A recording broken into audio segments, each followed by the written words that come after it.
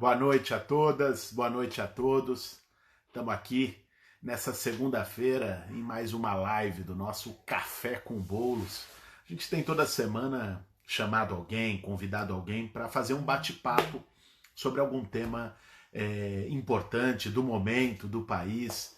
E hoje vai ser um prazer receber, daqui a pouco vai estar com a gente, o pastor Levi Araújo. Levi é uma liderança evangélica daqui de São Paulo, mas uma liderança muito importante que é progressista, né, que está na contracorrente dessa onda de Silas Malafaia, de Edir Macedo, de um conjunto de igrejas pentecostais, neopentecostais, que aderiram ao bolsonarismo, ao pensamento de extrema-direita, a uma lógica da intolerância, e associaram a prática religiosa evangélica cristã com o que tem de pior na política brasileira. Essa turma, enfim, uma espécie de um neofundamentalismo no Brasil, tem feito muito mal, tem sido uma base social, uma base de apoio, uma base política para o Bolsonaro, também lá no Congresso Nacional, com a bancada evangélica e tal. E o Levi é uma das referências de um contraponto a isso, de uma igreja evangélica sintonizada com os interesses populares e que não vai na onda da intolerância, do ódio.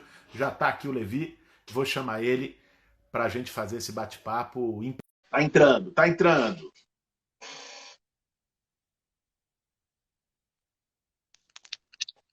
Fala, Levi. E aí, Guilherme, beleza? Beleza, meu irmão? Pô, satisfação falar contigo. Baita alegria, Guilherme. Muito bom. Muito obrigado pelo convite, baita honra. Muito bom. Pô, que é isso. É minha. Legal. O Levi, para quem não sabe, a gente já se conhece há alguns anos, sempre foi um apoiador dos movimentos sociais, né? Colocou a sua igreja na época também a serviço dos mais pobres, né? Dos sem-teto, enfim, do povo que mais necessita.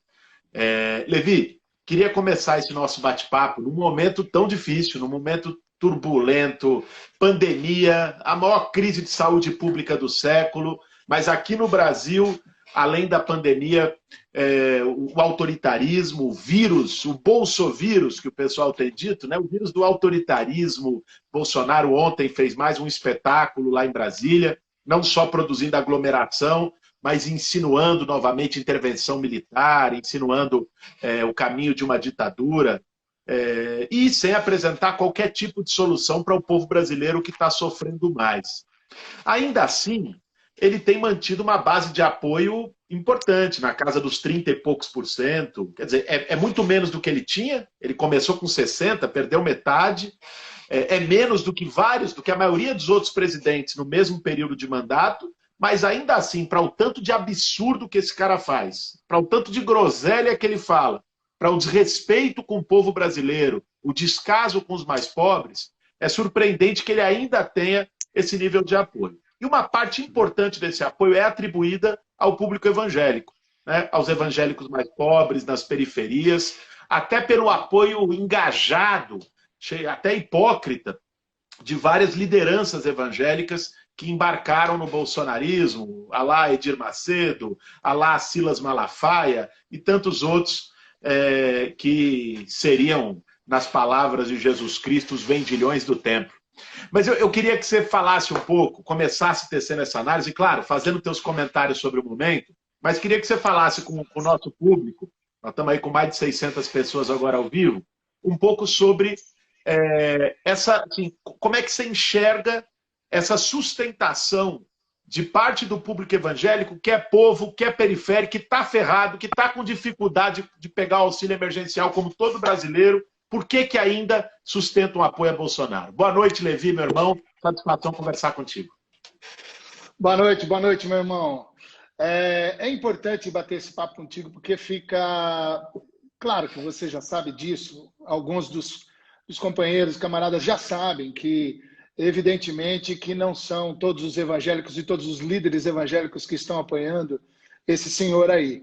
É evidente que você sabe, alguns sabem, mas nem todos ainda sabem. Alguns estão acordando recentemente e eu acho que essa falta de atenção, essa não compreensão, esse não observar quem são essas pessoas prejudica bastante a gente poder olhar e fazer uma análise mais, sabe assim, mais tranquila, mais verdadeira, mais direta e mais incisiva também sobre o que está acontecendo. E eu acho que a gente teria, Guilherme, que dar uma olhadinha mais ou menos no que foi que é aquele negócio de quem está junto dando atenção para esse povo aí. Quem está junto dando atenção? Quem está na ponta? Quem é o líder espiritual desses caras? O que eles pensam? O que eles falam? O que eles ensinam? Qual é o peso e a responsabilidade de alguns desses líderes espirituais de poder alimentar isso, de poder sustentar isso? E eu acho que valeria a pena a gente fazer uma leitura importante. Primeiro, a gente não presta atenção na diversidade do povo evangélico. A gente não sabe direito qual é a diversidade das igrejas evangélicas do povo evangélico, que no mínimo, tem que prestar atenção à distinção entre os tradicionais, os pentecostais e os neopentecostais. Entender que os históricos começam lá no século XVI, século XVII, e depois você percebe que os pentecostais, eles já é 1906, 1907, e depois os neopentecostais, 60 anos depois. Saber qual é a diferença que entre os tradicionais, os históricos, chamados históricos, que vêm da Reforma Protestante, estão ali os presbiterianos, estão os luteranos, na ordem mesmo assim, né?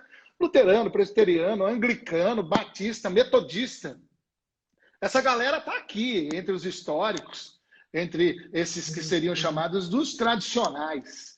E depois vem os pentecostais, que surgem com um avivamento que começa nos Estados Unidos e que começa também com esse avivamento, uma assembleia de igrejas que começaram a ficar sendo deixadas de lado e fora por conta dos dons carismáticos, um pouco desse negócio que aconteceu, uma referência para poder fazer uma relação com o pessoal da Católica, entender a renovação carismática da Igreja Católica, só que lá eles conseguiram resolver isso de um jeito.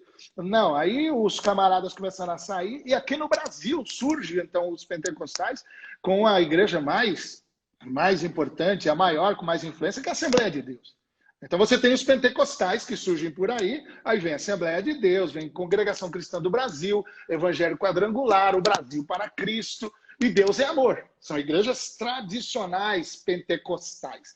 As neopentecostais surgem depois. Surgem, então, das neopentecostais, quem que você tem aí? Universal do Reino de Deus, Igreja Internacional da Graça de Deus, Sara Nossa Terra, Renascer em Cristo, e depois vai entrando todas as outras, essas aí que a disputa entre a Universal e a Mundial do Poder de Deus, e que vão surgindo aí com uma espécie de upgrade, que seria chamado do povo apostólico. Porque esses líderes que sempre foram influentes, importantes, carismáticos, e que são personalistas, narcisistas, esses camaradas foram pegando aí títulos e eles mesmos se auto-intitularam apóstolos. Aí, mano, apóstolo, aí vira um negócio. É um negócio engraçado. Não, aí virou uma loucura, porque é como se fosse assim, os caras estavam bem, né? Primeiro, é pastor.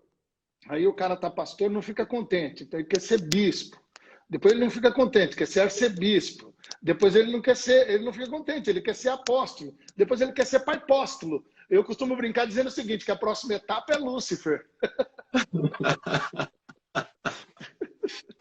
Então eu acho que a primeira coisa é compreender a diversidade das igrejas evangélicas e dos evangélicos. Eu acho que existe uma ignorância da esquerda. E essa ignorância, existe uma desatenção. Sabe, nós já falamos sobre isso em reuniões abertas, nós dois já.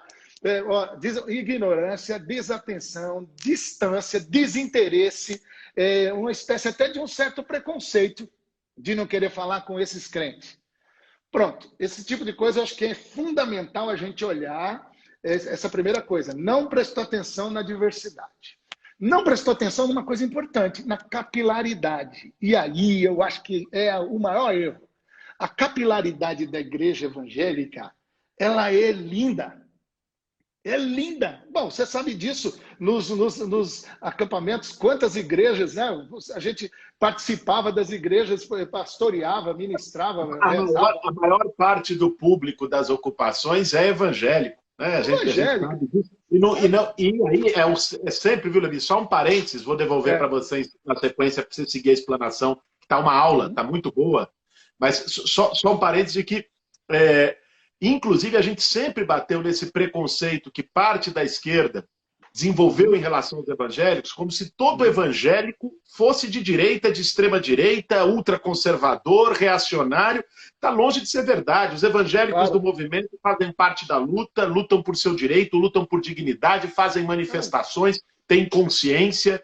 Então, como vários outros. Então, qualquer generalização nesse sentido ela é desastrosa e, inclusive, dinamita qualquer ponte que a esquerda possa e deve construir em relação aos evangélicos. Só antes de te devolver, Levi, tem muita gente pedindo aqui nos comentários para desativar os comentários, porque os bolsominions entraram aqui, estão fazendo as ofensas de sempre, as agressões.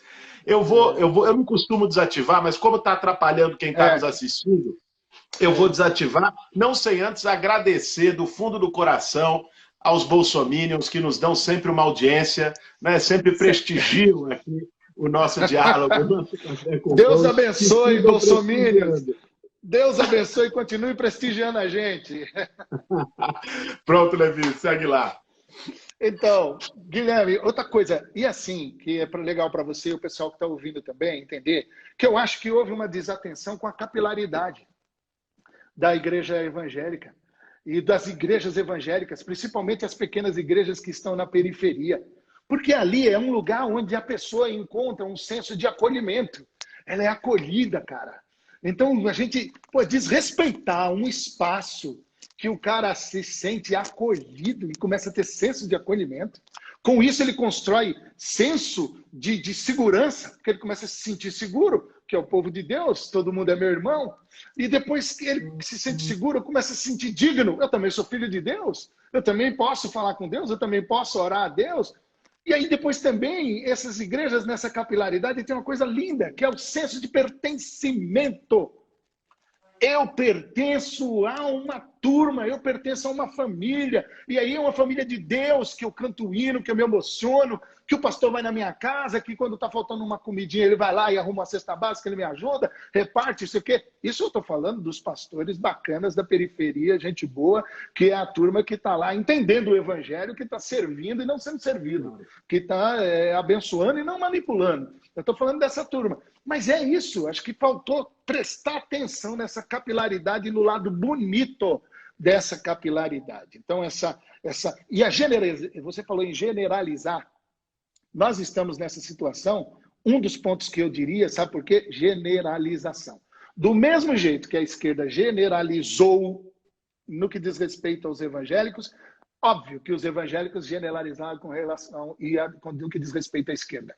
Essa generalização recíproca foi um caos e nós estamos tendo que colher os frutos vamos dizer assim, dessa obtusidade de alguns de nós. Então, eu acho que isso é um aspecto importante, que não prestou atenção e que ainda é gás e ainda é alimento e ainda é gasolina para alimentar o que está aí. E o que é uma outra coisa? Também faltou atenção para A Constituição fala que o lugar de culto é sagrado. Todo lugar de culto é sagrado. Todo. O evangélico também tem. E esse lugar de culto, ele tem dentro desse lugar de culto um ethos evangélico. Ele tem um ethos evangélico. Esse ethos evangélico eu acho que foi ignorado também. Porque tem pautas sagradas para os evangélicos. Do mesmo jeito que a gente tem os lugares de culto que você sabe, já defendi do pessoal de matriz africana que foi agredido, quantas vezes estive junto para poder defender, para poder estar junto e falar que não pode, é inconstitucional, mas, sobretudo, é absolutamente contra a minha fé. Eu sou seguidor de Jesus de Nazaré, não posso permitir e concordar com isso jamais. Então, quando a gente olha para essa... Mas tem as pautas sagradas dos evangélicos, acho que a gente não prestou atenção.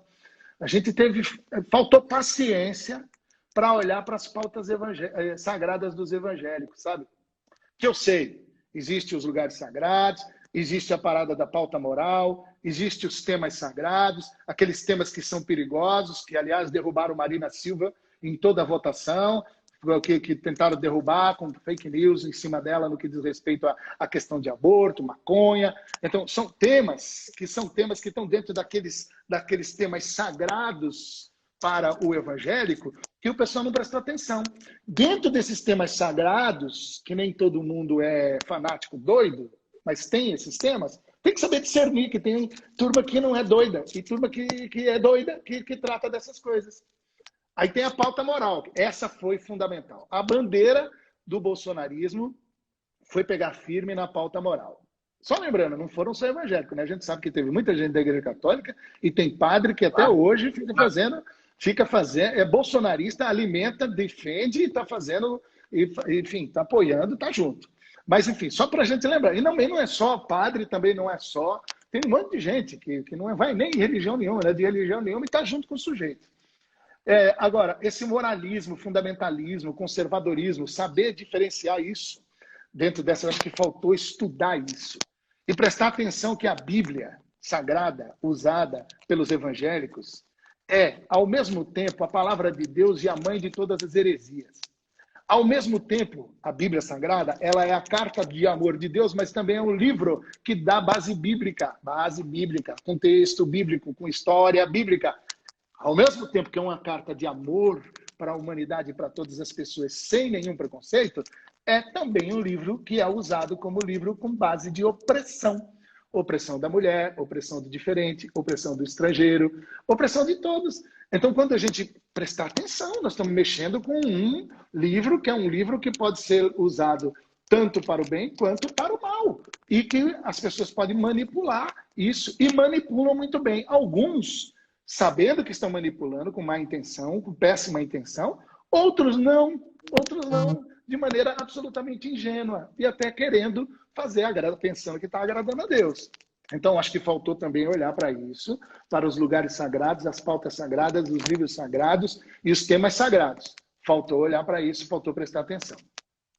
E tem um negócio que eu queria só amarrar um pouco, que eu estou fazendo esse mosaico para depois a gente seguir.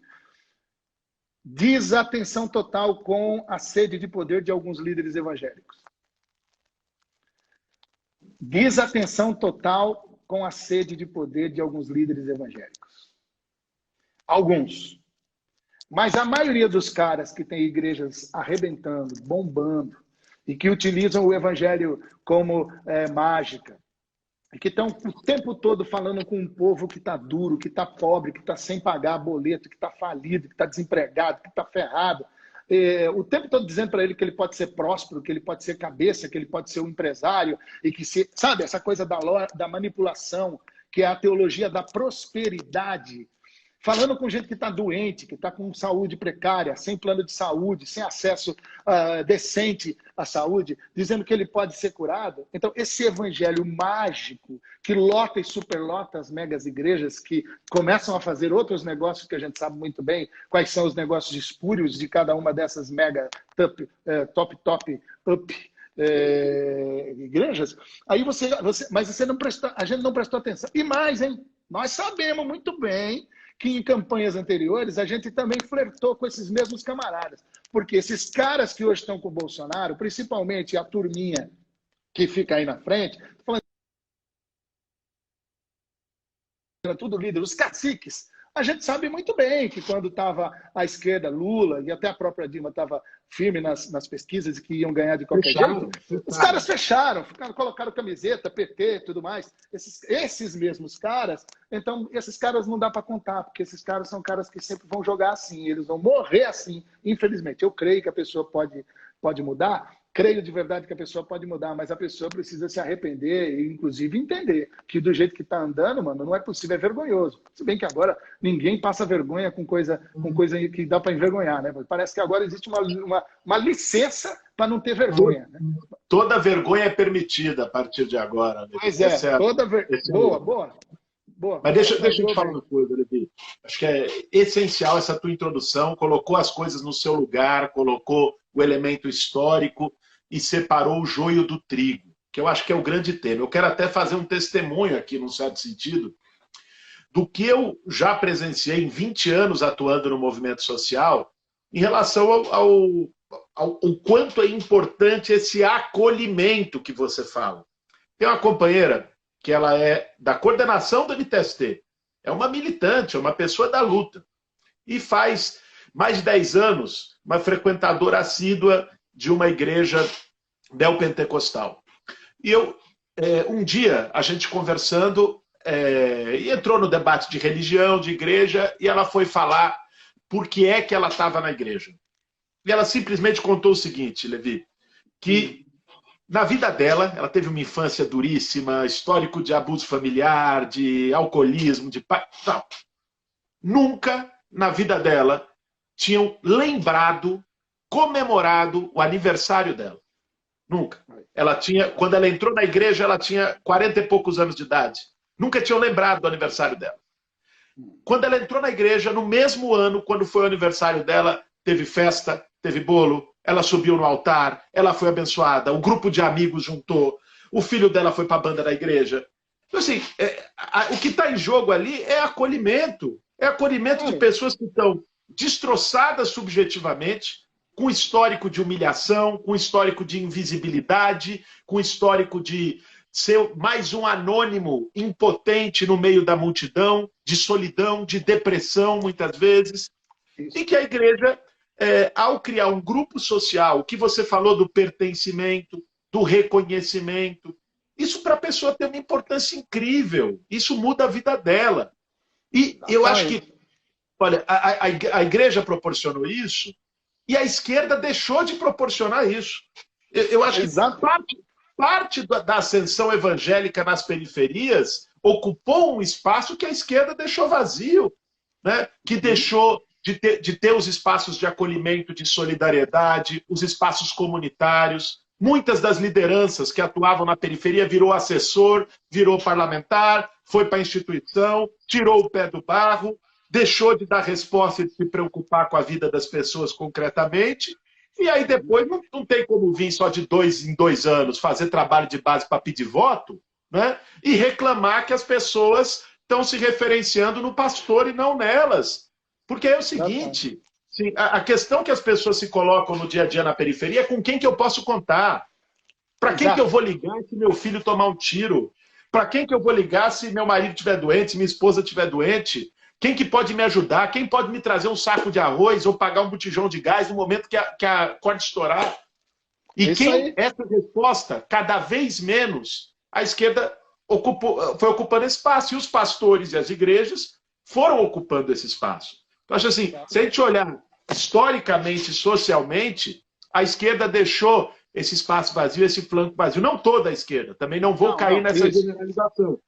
Nós estamos, por exemplo, há 20 anos com o pé no barro, atuando nas periferias, nas ocupações, com o sem-teto, com o povo, fazendo formação, fazendo roda de conversa, criando espaços solidários e de acolhimento. Agora, na pandemia, a rede de solidariedade que se criou é incrível, é linda, que está acontecendo pelo MTST, pelo Povo Sem Medo, por vários movimentos sociais.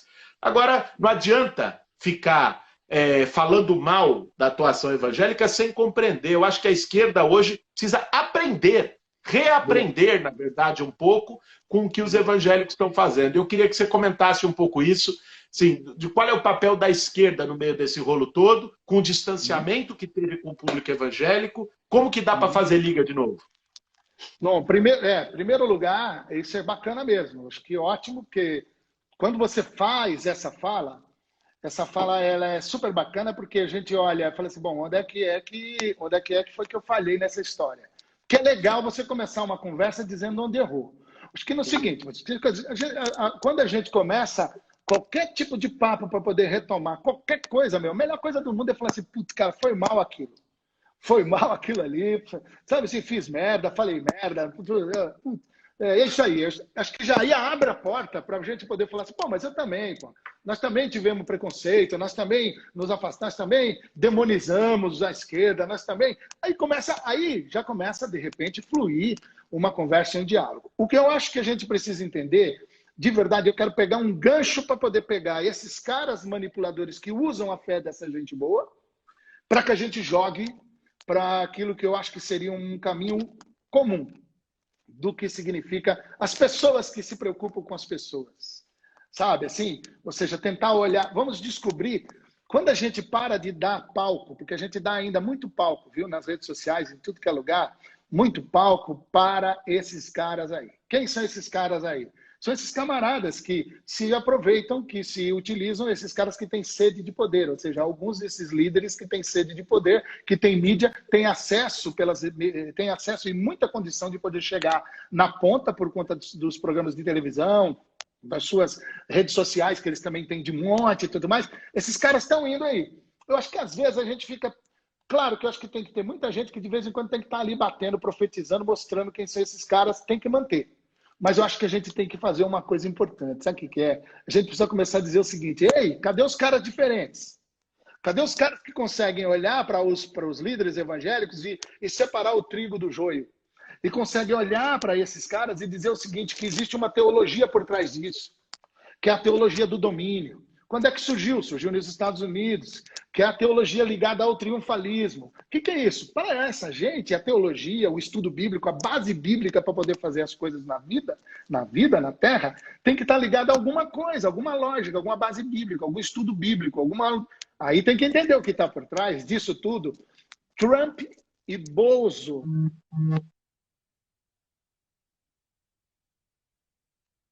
Pessoas, pastores e líderes que são adeptos da teologia do domínio e do triunfalismo. Tem que saber o que é isso, que é um negócio complicado, que quer estabelecer uma teocracia evangélica em todos os países, porque eles entendem que é assim que o reino de Deus será estabelecido pela força. Absolutamente contra aquilo que Jesus ensinou. Jesus falou nada disso, meu reino não é desse mundo, de jeito nenhum, calma lá, não é por aí. E o que é importante é perceber que é um jeito evangélico de fazer a sua versão de talibanização do Estado. Então esse é o risco, porque quando você começa a sair das pessoas que são saudáveis, das pessoas que ainda são democráticas, das pessoas que prestam atenção, das pessoas que não chegaram ainda na loucura e no fanatismo, quando entra no fanatismo, Boulos, aí, a terra é plana, Olavo de Carvalho vira profeta, tá certo? Terra é plana, Olavo de Carvalho vira profeta, Moro vira comunista, Moro vira comunista.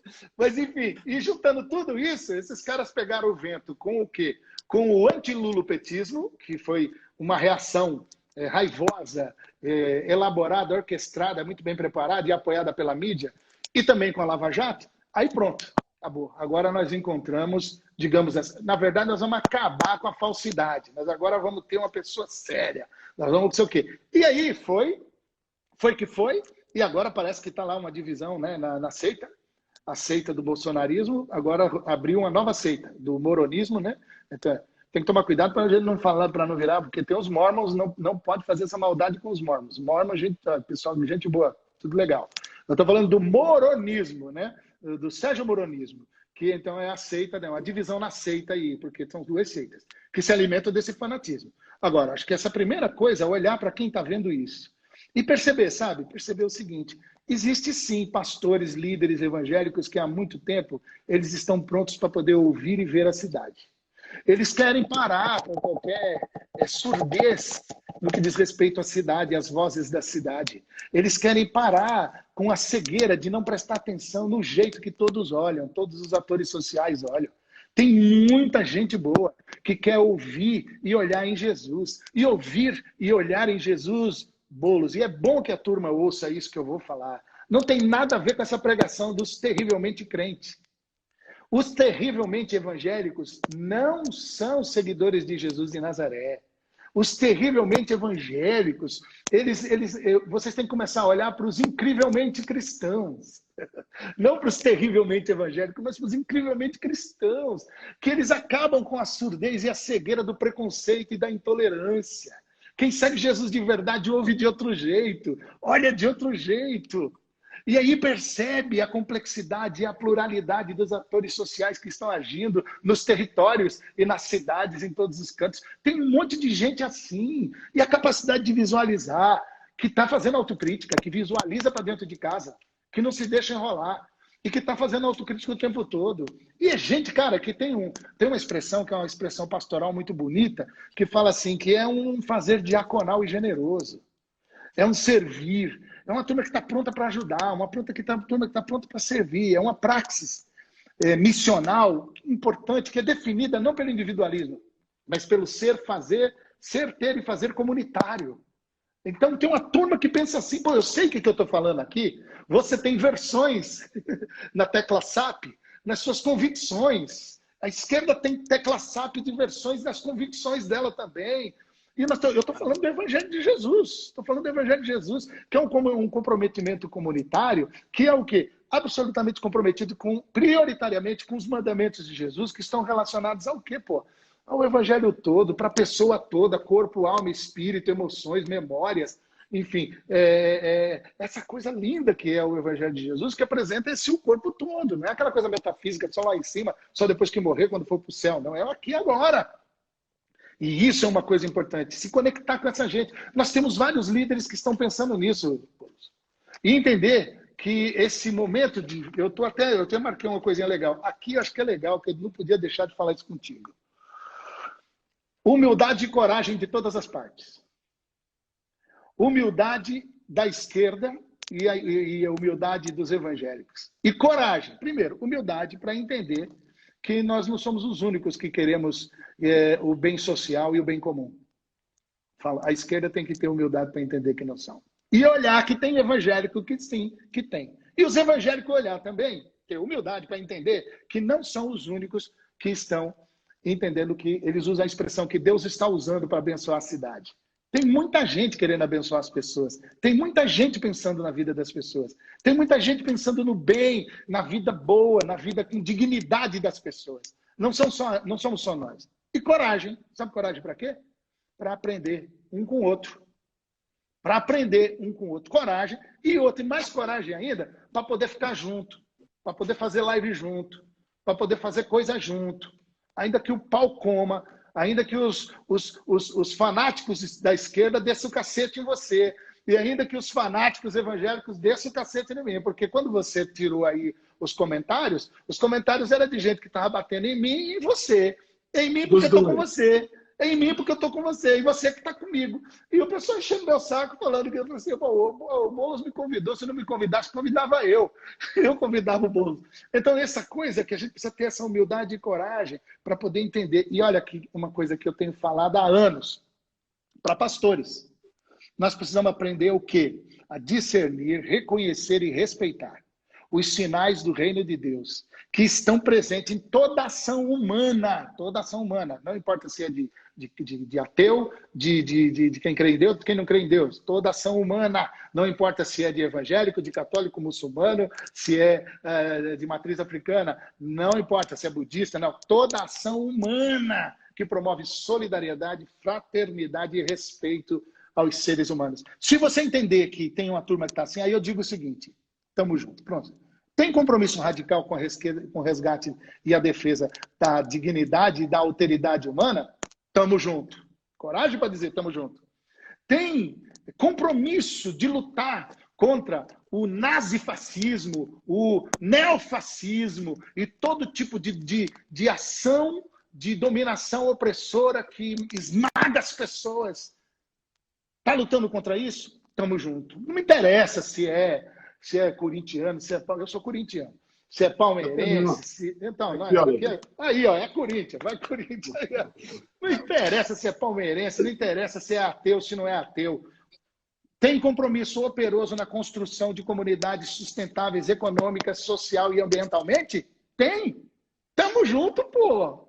Então, quando a gente começa a entender que ter humildade para aprender com o outro, reconhecer isso no outro grupo, que não é o grupo do meu quintal, pô, entender que Jesus falou o seguinte, ó, meu pai faz chover na horta de todo mundo. Na horta até de quem é ruim. Olha, Jesus é radical demais. Até caba ruim, chove na horta dele. Então, Jesus não tem... Isso que eu acho que é bacana, a gente prestar atenção, que tem cara que entendeu o Evangelho. E entendeu o Evangelho do jeito que Jesus ensinou. Ó, vou te falar um negócio aqui, e é base bíblica. Você sabe que eu também vivo eu vivo te evangelizando, né, Boulos? Eu sou um cara que te evangeliza. Claro, não está conseguindo. Ó, Boulos, ó. Jesus falou um negócio assim, ó. Tem a regra de ouro. A regra de ouro de Jesus tá no Sermão da Montanha. O Sermão da Montanha, cara, foi considerado por Gandhi, que não é cristão. O Gandhi, né, que falava o seguinte, que se um cristão for cristão um dia, dos cristãos que eu conheço, ele tinha razão para falar isso, né? um cristão, for cristão, dos que eu conheço, for cristão um dia, eu não serei para o resto da minha vida. Olha.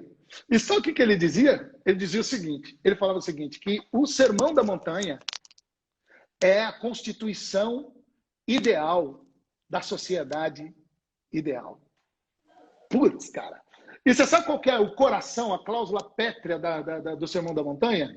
Jesus fala assim, ó, faça aos outros aquilo que você gostaria que fosse feito a você, porque isso é o resumo de toda a lei e de todos os profetas. O que Jesus está dizendo? Gosta de saneamento básico? Lute para que todo mundo tenha saneamento básico. Gosta de ter casa? Lute para que todo mundo tenha casa.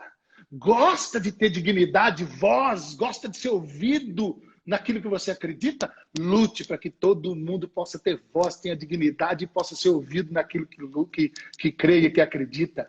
Você gosta de ter educação com qualidade? Lute para que todo mundo tenha educação com qualidade. Então você gosta de ter paz, de ter lazer, de pertencer à sociedade sem ser um joguete, sem ser usado por um sistema que é um sistema opressor, que destrói a dignidade humana, que escraviza a pessoa quando está querendo trabalhar, que na verdade faz com que exista uma economia que destrói o meio ambiente, que é absolutamente destruidora e que arrebenta com os biomas e com os ecossistemas e as florestas tropicais. Que é isso, mano? Jesus, quando diz faça aos outros aquilo que você gostaria que fosse feito a você, ele está dizendo tudo isso que você fala de outro jeito. Você já está pregando o evangelho e não sabe, pô. Então isso que é importante entender. Compreender de uma vez por todas que existe gente que olha do mesmo jeito. E quando a gente começar a olhar e falar assim, peraí, mas tudo bem, ele é de um outro jeito que está falando, tem aqui um crentez, né? Tem um evangeliquez, tem um crentez, tem um evangeliquez, mas presta atenção, mano. Estuda, mete aí uma tecla SAP, presta atenção, nós estamos olhando para a pessoa, para o ser humano. E estamos caminhando na mesma direção. E estamos sendo usados pelo mesmo Deus. O mesmo Deus que diz o seguinte, faça aos outros aquilo que vocês gostariam que fosse feito a vocês. Jesus de Nazaré. Essa da tecla SAP é fundamental. Nós temos que aprender a acionar a tecla SAP alheia para fazer a tradução. Isso é bonito, isso é importante, Levi. Levi, eu quero te dizer outra coisa também. Você sabe, você foi falando, e eu me lembrava, quando você brincou aí, pô, tô te evangelizando. E eu me lembrei de uma cena. Eu, muito moleque, quando fui militar no Movimento Sem Teto, eu tinha 17 anos, saí da casa dos meus pais. Meus pais são médicos, de uma vida de classe média, confortável, moravam em Pinheiros, depois na Pompeia, e fui sair da casa dos meus pais e fui morar num acampamento. Mas eu fui morar num acampamento lá em Osasco porque porque já tinha construído uma coisa de solidariedade, de indignação com a situação do país, com a desigualdade, com a pobreza, mas também porque li, porque estudei, me formei no marxismo e li literatura socialista e construí uma ideia, como todo mundo que é muito moleque, todo mundo não. Hoje, aliás, acho que hoje a juventude está mais esperta, mais ligeira e menos sectária. Mas, na época, eu construí um certo sectarismo de, porra, então, a religião é o ópio do povo. Estava lá escrito no livro, eu achava que era isso mesmo e fui. E estava morando na ocupação e tinha essa crença, umas crenças meio fechadas. Às vezes de um moleque de classe média que foi formado acreditando que iria só ensinar para os outros e não aprender com os outros. Né? Alguém que é formado numa certa arrogância de achar que só pode ser professor. E no movimento eu tive a oportunidade de aprender com quem não sabia ler o nome e escrever o nome. Né? Com gente que nunca tinha pisado numa sala de aula. Aliás, eu digo isso sempre para meus companheiros. Para mim, tive ensinamentos mais valiosos na fogueira de uma ocupação, né? E conversando com gente, ouvindo as pessoas, do que pude ter fazendo pós-graduação na USP. Agora, uma coisa que me lembrei daquele período é que logo que eu fui morar na ocupação, lá em Osasco, tinha um padre, era o padre Léo, era um cara legal, combativo, de esquerda, ligado aos movimentos, um cara muito sensível, muito solidário, uma figura humana bonita. E o Padre Léo ia lá na ocupação. E eu, molecão, né, comunista, cheguei lá e disse, comecei a brigar com todo mundo. Como é que vai trazer o padre aqui para dentro? Pô, a religião é o ópio do povo, a ocupação tem que ser para fazer formação com as pessoas. Nós estamos fazendo com que a consciência política do pessoal regrida. E não sei o quê, e fui nessa. Claro, perdi a discussão, é evidente, né? Eu com as minhas ideias, o moleque, e a religiosidade popular, nem imagina quem é que ganhou. Perdi a discussão, o Padre Léo foi, eu fiquei meio de cara feia, criei uns constrangimentos, mas ficou por isso. O fato é, na missa que o Padre Léo fez lá, lotou, o pessoal saiu fortalecido, saiu revigorado. Bom, depois, passou uns meses, essa ocupação foi fazer uma manifestação na Câmara Municipal da cidade, uma luta, e por uma questão do zoneamento, para ganhar o terreno e tal. Foi fazer essa luta e deu uma pancadaria, a polícia veio para cima agredindo, tinha um vereador que começou a provocar, enfim, deu uma pancadaria, nessa pancadaria eu fui levado para a delegacia, fui preso. Fiquei lá na delegacia, estava à noite lá, um frio danado, uma celinha de 2x2 e tal lá, puta do frio, com uma fome, 3 horas da manhã, o advogado não chegava. Quem é que foi lá me visitar, Levi? O Padre Léo. O bendito Padre Léo. Foi lá, né? Perguntou se eu estava precisando de alguma coisa, né? Me levou um copo d'água, me deu um consolo, uma força. Eu falei, puta que pariu. Né? É assim que a gente aprende. E eu comecei. Esse, para mim, foi um estalo para começar a entender e a respeitar, a tolerar, a respeitar não só a fé das pessoas, não só a religiosidade, não só as diferentes igrejas, mas o diferente. Sabe, aquela lógica que eu estou falando para você, que eu tinha como moleque, arrogante, estava estudando na USP, leu não sei quantos livros e acha que sabe tudo, também, de outra forma, o pensamento fechado, sectário, intolerante que um monte de gente tem. E eu acho que é esses muros que a gente precisa quebrar e que, conforme você falava, eu via essa história vindo na minha cabeça, porque é disso que você estava falando. Assim, nós precisamos fazer ponte, nós não precisamos dinamitar a ponte. Né? O momento é para isso. Mas eu queria, meu irmão, te pedir, feito esse testemunho, desabafo, memória, aqui eu queria te pedir que você deixasse uma mensagem, está chegando no tempo limite aqui da nossa live, que você deixasse uma mensagem para as pessoas que estão nos assistindo, para quem vai nos assistir depois, porque nós vamos deixar essa live no Instagram, vai ser postada no YouTube. Queria que você deixasse uma mensagem assim, nesses tempos.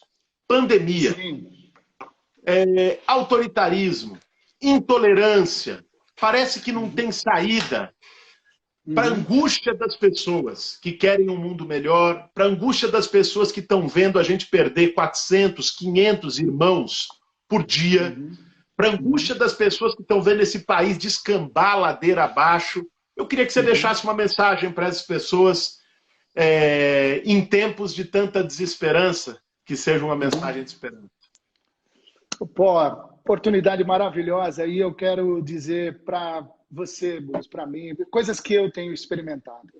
Esse período foi o período onde nós comemoramos e ainda estamos refletindo as ressonâncias da Páscoa.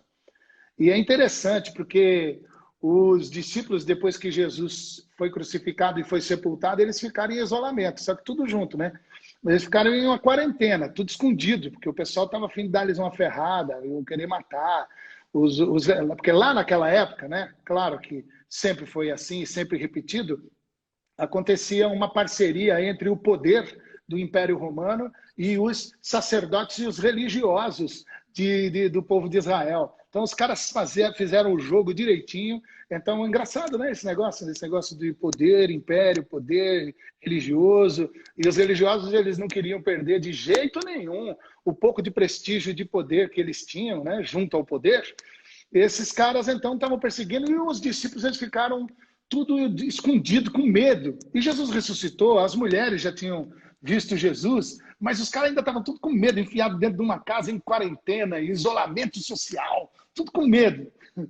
Eu quero do fundo do meu coração, de verdade, para você que está assistindo a gente, seja ateu, seja cristão, seja evangélico, seja quem for, seja de esquerda, seja de direita que ficou assistindo aí só para depois tentar dar uma ferrada em nós, eu queria dizer uma coisa a você, eu desejo do fundo do meu coração que Jesus ele entre na sua quarentena do jeito que ele entrou naquela noite, naquele dia com aqueles caras. Ele entre e ele diga o seguinte: paz seja com você. E aí tem um detalhe. A paz de Jesus não é a paz dos religiosos, que são mancomunados com o poder. A paz dos religiosos é a utilização pecaminosa e perigosa, é o shalom contaminado.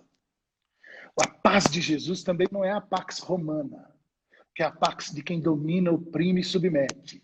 A paz de Jesus. Ele diz assim: deixo-vos a minha paz vos dou, não vou lá dou como o mundo a dá. E ele, quando diz isso, a paz de Jesus é a paz de quem se entrega por amor. A paz de Jesus é o Deus que é amor, que encarnou e que viveu. E que viveu, foi torturado, morreu, foi sepultado, segundo a nossa fé, ressuscitou o terceiro dia e está vivo em cada um de nós. Que esse Jesus sopre paz para você. Que seja um tempo de revisitar coisas para reaquecer o coração e as convicções. Que seja um tempo de ressignificar coisas para poder fazer com que você olhe para você mesmo e agora construa o novo você. Não querer necessariamente para você sair uma outra pessoa para encarar tudo que ainda virá daqui para frente. E não só revisitar, ressignificar, mas que você experimente ressurreições. Que você ressuscite, que haja ressurreições, algum tipo de ressurreição nas suas convicções, no seu coração, nas suas emoções e no seu jeito de ser gente. É isso aí. Em nome de Jesus. Obrigado, Levizão. Obrigado, meu irmão. Que mensagem bonita. Que mensagem linda. Obrigado por esse bate-papo. Incrível, incrível. É alentador. E eu acho que para muita gente que está nos assistindo, que é de esquerda, que é ativista, que é alentador ouvir uma voz como a tua. Esses dias eu tive também conversando aqui numa live com o pastor Henrique Vieira. A gente tem outras pessoas também na Igreja Católica, né? O padre Paulo Bezerra, lá de Itaquera, figura incrível, né? Padres, bispos, pastores espalhados. Eu acho que essas vozes têm que ser mais ouvidas. Tem que ser mais ouvidas, tanto pela esquerda para quebrar o preconceito, né? Quanto pela sociedade e pelos evangélicos, né? Para, às vezes, também desmistificar um encantamento enganoso que algumas lideranças, usando a religiosidade, usando a fé, usando o nome de Deus, fazem unicamente para proveito próprio. Obrigado, Levi. Obrigado, meu irmão. Obrigado, brother. A gente se vê depois. Boa noite. Nos vemos. Valeu. Se cuida. Também. Tchau. Tchau. Tchau. Tchau. Tchau.